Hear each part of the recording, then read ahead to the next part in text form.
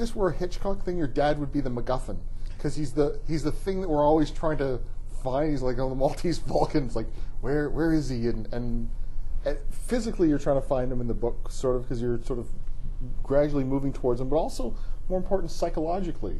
Yeah, you're trying to find your dad.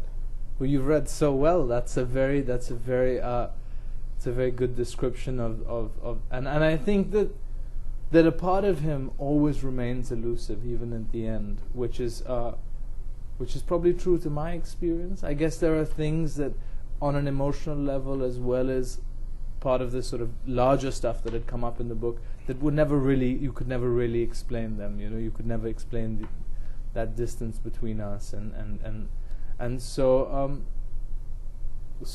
it was, and of course for a long time I had my protections, the protections of childhood, to kind of keep me secure enough that I didn't feel it was necessary to find him, necessary to disrupt my world, and it took a fair amount of emotional preparation to go out and look for him. And then there came a point where I would have been compromising the way I would, my own solidity, and it became necessary for me to sort of complete the picture, to know what the man, to overcome this huge curiosity for him. Part of what I love about the book is, and it's part of your exploration too, is trying to figure out how much of you and your dad is political, with a capital P, political with a small p, and how much is just kind of that Freudian thing that fathers and sons have where they get a clash on some issue.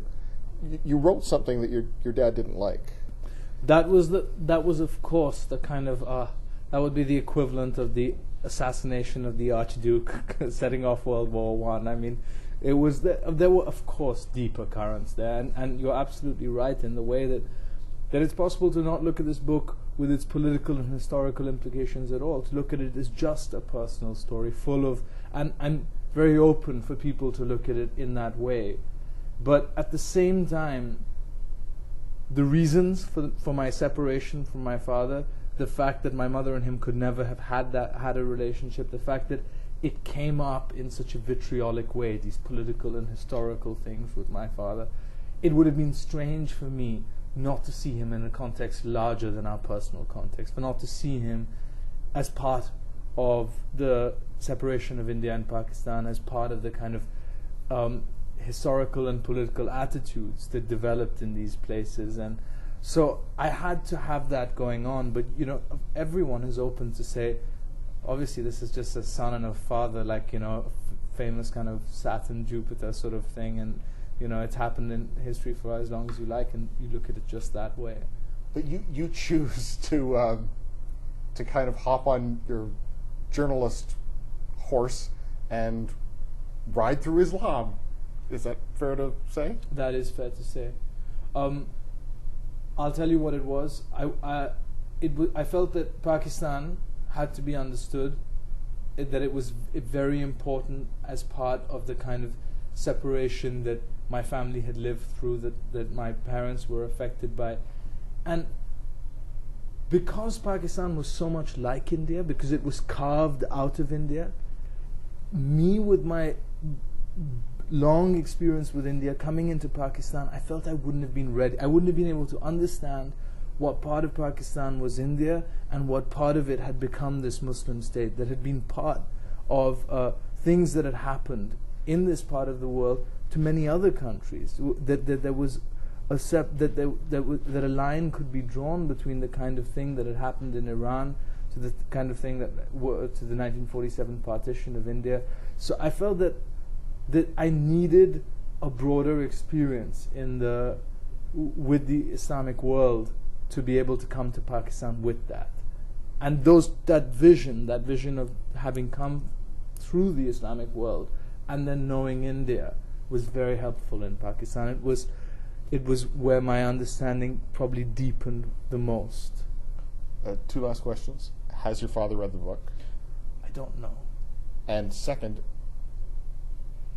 do you still care about how he would feel about it? I do care. I thought you did. I do care. Because because I feel that I do in the end value the intelligence of the man. I think at the bottom of it that I think well about him in many ways. I think, for instance, that his political role, that he's not in it for money or for anything. I think he has a deep hope to do something good for Pakistan. And so I think that with all these things in place, there's no reason why he wouldn't be able to see my book. And obviously now, with it damaging him politically and things, he might feel only resentment for it. But with some time, he'll be able to see that those circumstances were also my circumstances, and I did with them what I had to do if I was to make a start with my life, to make a start as a writer. So I hope that he'll be able to see those things. The book is Stranger to History, A Son's Journey Through Islamic Lands. I've been speaking with the author Aatish Taseer, and Stranger to History is published by McClelland and Stewart.